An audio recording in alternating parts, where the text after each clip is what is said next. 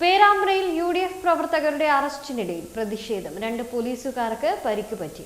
സ്റ്റേഷനിൽ വച്ച് നടന്ന ഉന്തും തടലുമാണ് പരിക്ക് പറ്റിയത്. സ്ഫോടക വസ്തു എറിഞ്ഞ കേസിലാണ് 2 UDF പ്രവർത്തകരെ പോലീസ് അറസ്റ്റ് ചെയ്തത്.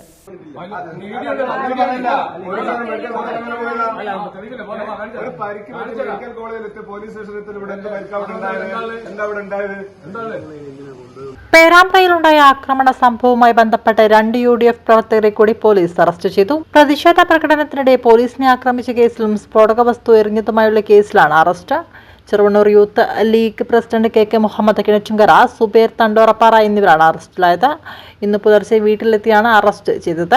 ഇവരെ പോലീസ് സ്റ്റേഷനിൽ എത്തിച്ചപ്പോൾ UDF പ്രവർത്തകർ സ്റ്റേഷനിൽ എത്തുകയും പോലീസുമായി ഉന്തുത്തള്ളും നടത്തുകയും ഇതിൽ CPO ജോജോ, വിനോദ് എന്നിവർക്ക് പരിക്കുപറ്റി. ഇവരെ പേരാമ്പ്ര താലൂക്ക് ആശുപത്രിയിൽ പ്രവേശിപ്പിച്ചു. വിനോദിന്റെ പരിക്ക് ഗുരുതരമായതിനെ തുടർന്ന് കോഴിക്കോട് മെഡിക്കൽ കോളേജിലേക്ക് മാറ്റി. സംഭവവുമായി ബന്ധപ്പെട്ട് യൂത്ത് കോൺഗ്രസ് സംസ്ഥാന ജനറൽ സെക്രട്ടറി ദുൽഖിഫിലിനെ പോലീസ് അറസ്റ്റ് ചെയ്തു.